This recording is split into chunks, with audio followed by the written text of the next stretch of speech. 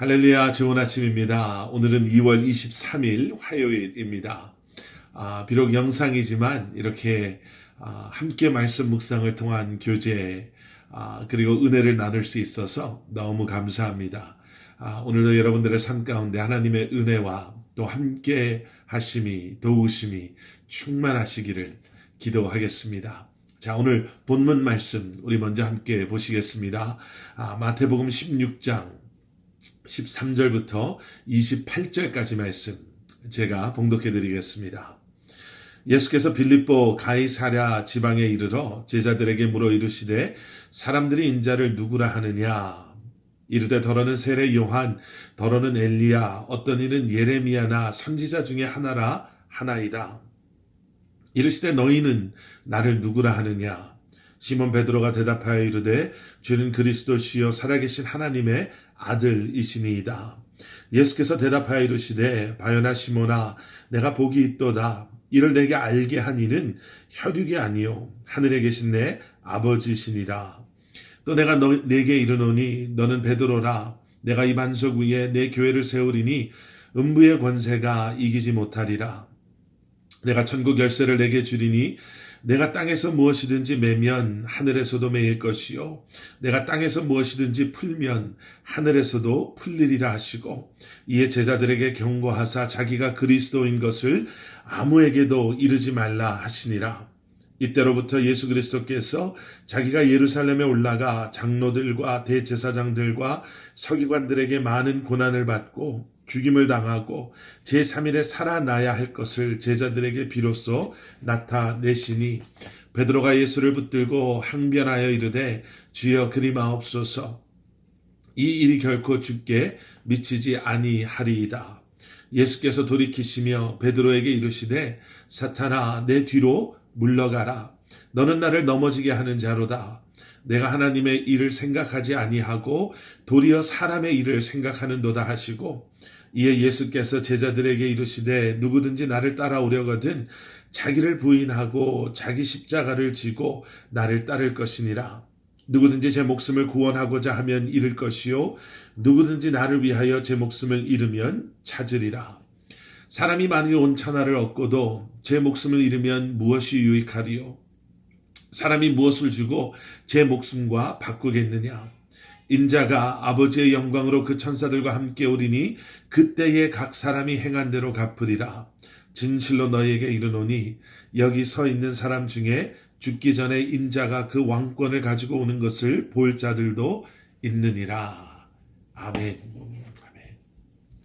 여러분 통계를 보면은요 하루 평균 우리가 내리는 결정이 약 3만 5천 개 정도가 된다고 합니다. 저도 처음 이 통계를 보고 참 많이 놀랐습니다. 우리가 내리는 크고 작은 어쩌면 고민을 하고 또 시간을 들여 생각해보고 내리는 결정뿐만 아니라 그저 무의식 중에 우리가 내리는 결정들 이 모든 것을 포함하면 3만 5천 번이나 우리는 우리 스스로에게 질문하고 대답한다라는 거죠. 이게 좋을까 저게 좋을까 이걸 먹을까 저걸 먹을까 이걸 입을까 저걸 입을까 지금 일어날까 나중에 일어날까 이런 사소한 결정부터 어쩌면 우리의 삶의 방향에 영향을 줄 수 있는 그러한 큰 중대한 결정까지 수많은 결정과 질문과 그 질문에 대한 대답이 우리의 마음속, 우리의 머릿속을 스쳐 지나간다라는 겁니다. 그런데 여러분, 오늘 본문 말씀에 예수님께서는요, 그 어떠한 질문보다 더 중요한 그 어떠한 결과보다 더 큰 우리의 삶에 임팩트를 줄 수 있는 우리의 삶을 변화시키는 너무나도 중요한 질문을 제자들에게 하고 계십니다. 15절 말씀 너희는 나를 누구라 하느냐. 예수님과 예수님의 제자들이 빌립보 가이사랴 지방에 도착하셨습니다. 빌립보 가이사랴라는 이 지역은요 그 이름에서 말하고 있는 것처럼 분봉왕 헤롯 빌립보의 이름을 따오고, 그리고 로마의 황제를 칭하는 가이사랴라는 그 칭호를 합해서 만든, 그래서 그 이름만 보더라도요, 이 도시가 얼마나 아름답고 웅장하고 다른 그 어떠한 도시와는 황제의 그 명성을 따라가야 했기 때문에 다른 그 어떠한 도시와는 비교할 수 없을 정도로 크고 많은 사람들에게 주목받는 도시였음을 우리는 짐작해 볼 수 있습니다. 외형적으로 웅장했고 뛰어난 예술가들이 만든 그러한 건물들과 조각들이 그 도시에는 쉽게 찾아볼 수 있었을 것이고요. 그리고 황제를 위한 신전마저도 그곳 중심에 자리 잡고 있었던 그러한 곳이었습니다. 그런데 그러한 곳에 이 동네 저 동네 떠돌아다니며 제대로 먹지도 못하고 마시지도 못하고 씻지도 못하고 걸어 다녀야 했기 때문에 먼지를 뒤집어 쓰고 모든 사람들 눈에는 이 도시와는 전혀 어울리지 않는 그러한 모습으로 예수님과 예수님의 제자들이 들어오고 계시는 거죠. 그때 예수님께서 이러한 화려한 건물들, 조각상들, 멋있게 옷을 차려입고 지나다니는 사람들, 이러한 웅장함 가운데 있는 제자들에게 질문을 하십니다. 세상의 사람들은 나를 누구라고 하더냐? 그리고 제자들은 대답하죠. 세례 요한이라고 하는 사람도 있고요. 어떤 사람들은 엘리야라고도, 그리고 어떤 사람들은 예레미야라고도 하지만 선지자 중에 한 사람 아니겠습니까? 라고 주로 생각하고 대답합니다. 여러분, 예수님의 타이밍은요, 정말 탁월하십니다. 예수님께서 기적을 베푸시고 병든 자를 치유하시고 죽은 자를 살리셨을 때는 그저 우연히 그런 일들이 일어나서 그 시간에, 사건에 예수님께서 끌려가신 것이 아니라 예수님께서는 그 기적을 경험했던 사람들뿐만 아니라 그 주변에 있었던 사람들마저도 그러한 예수님의 기적을 행하심을 바라보고, 그러한 예수님의 권위를 바라보고, 그러한 예수님의 가르침을 바라보고 천국의 비밀을 깨달아 알 수 있도록 복음이 예수 그리스도를 통해 이 땅에 임하였음을 그들로 하여금 보고 깨달아 알 수 있도록 완벽한 하나님의 계획하신 가운데 정확한 타이밍에 그러한 일들을 행하셨음을 우리는 보게 됐죠. 예수님께서는 그저 우연히 제자들에게 말을 거신 것이 아니라 어떻게 보면 빌립보 가이사라라는 곳이 상징하는 세상의 모든 것과는 너무나도 비교되는, 그래서 너무나도 초라하게 보이고 너무나도 없어 보이고 너무나도 가난해 보이고 삶을 잘못 살고 있는 것, 지금 예수님을 잘못 쫓아가고 있는 것은 아닌가라는 그러한 의심마저도 들 수 있는 그 상황 속에서 제자들에게 물어보시는 거예요. 세상은 나를 뭐라고 하느냐? 그리고 나서 예수님은 제자들에게 물어보십니다. 질문하십니다. 그러면 너희는 나를 누구라 고백하느냐? 질문에는 너무나도 중요한 질문이 있다 라고 말씀드렸죠. 그런데 좀 더 정확하게 표현한다면 그 질문이 중요한 것이 아니라 사실은 그 대답이 중요한 거죠. 중요한 질문에도 엉뚱한 대답을 한다면 그 질문은 쓸모없는 질문으로 그저 땅에 떨어져 버리고 사라져 버리고 말 것입니다. 너는 나를 누구라 하느냐? 라는 질문. 베드로는 예수님께 대답합니다. 주는 그리스도시요 살아계신 하나님의 아들이십니다. 세상과 비교해 봤을 때 내 마음은 전혀 흔들리지 않습니다. 누가 뭐라 그래도, 내가 어느 곳에 있다 하더라도 주님의 그리스도 되심은 변하지 않습니다. 살아계신 하나님의 아들이심은 변하지 않습니다. 내 삶의 주인이시여 나의 구원자 되십니다. 라고 베드로는 고백합니다. 오늘 아침 여러분들에게 묻겠습니다. 여러분들에게 예수님은 누구십니까? 예수님께서 지금 이 시간 말씀을 통해서 여러분들에게 묻고 계십니다. 너에게 나는 누구냐?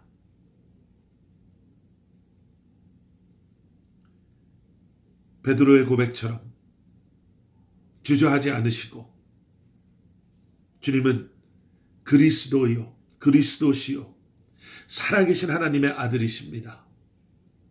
약속하신 메시아요, 나의 죄를 위해 십자가에 죽으시고 부활하신 나의 구원자 되십니다. 내 삶의 주인이시오, 내 삶의 목적이십니다. 라고 고백하실 수 있는 여러분들이시기를 주님의 이름으로 기도하며 그리고 축복합니다. 그렇게 대답한 베드로를 향해서 예수님께서 약속의 말씀을 주십니다. 첫 번째는 그러한 대답을 했던 것은 너의 지식이 아니요, 너의 잘남이 아니요,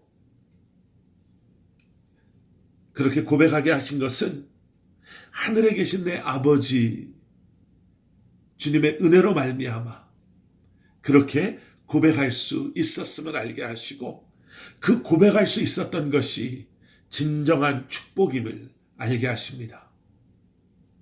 그리고 나서 18절 말씀에 예수님께서는 약속하시죠. 내가 내게 이르노니 너는 베드로라. 내가 이 반석 위에 내 교회를 세우리니 음부의 권세가 이기지 못하리라. 예수님께서는 베드로의 이러한 고백이 반석되게 하시어서 그 고백 위에 교회를 세우겠다라고 약속하십니다. 교회를 우리가 헬라어로 에클레시아라고 말하죠. 밖으로 그리고 부르다라는 두 단어가 합쳐져서 만들어진 그 단어가 교회라는 에클레시아라는 단어입니다. 그래서 교회는 건물이 될 수가 없습니다.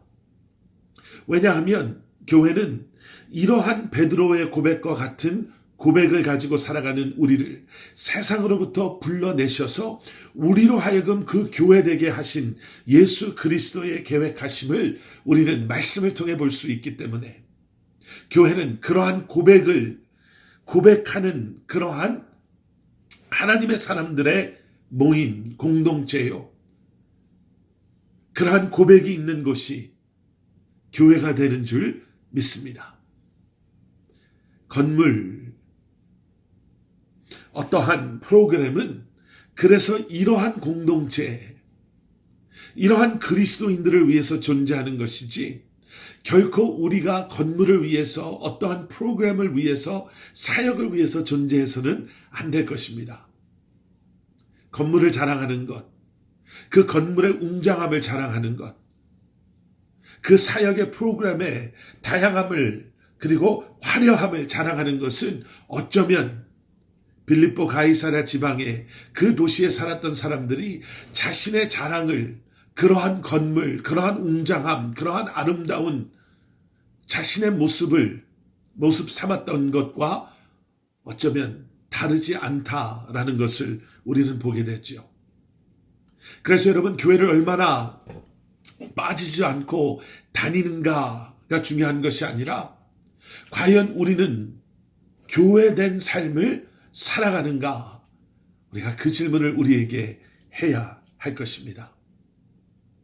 교회는 그렇게 소중하고 귀하고 하나님의 뜻 가운데 특별하게 세워진 그러한 공동체임을 우리가 기억하고 우리에게 허락하여 주신 이 귀한 공동체를 위해서 우리가 함께 중보하고 기도하고 섬기며 예배자로 나아가야 할 줄 믿습니다.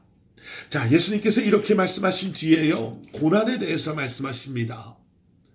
이제는 그러한 예수님께서 예루살렘에서 장로들과 대제사장들과 서기관들에게 고난받고 죽임당할 것에 대한 이야기를 하시지요. 그리고 그 이야기를 들은 베드로가 예수님을 말립니다. 그럴 순 없습니다, 주님. 내가 그것을 용납하지 못합니다. 여러분, 어떻게 보면 얼마나 고맙고 참 위로가 되는 베드로의 반응입니까? 내가 어려움을 앞두고 있을 때 누군가가 혼자 가게 내버려두지 않겠습니다. 내가 함께 하겠습니다. 내가 같이 맞서 싸우겠습니다. 내가 막아주고 내가 위로하겠습니다 라고 이야기해 준다면 얼마나 고맙습니까?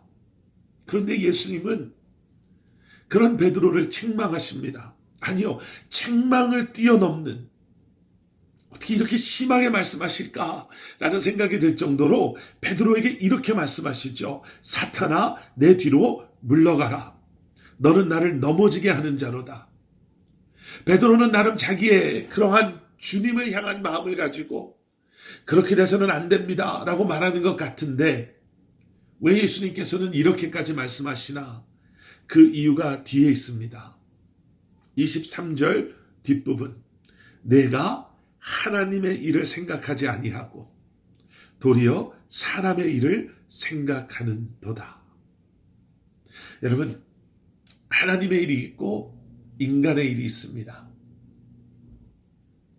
우리는 끊임없이 무엇이 하나님의 길인가를 말씀을 통해 성령의 지혜를 통해 깨달아 알아야 할 것입니다. 인간의 감정에 치우쳐서 내 욕심에 치우쳐서 내 경험에 비추어 봐서 서로를 향한 그러한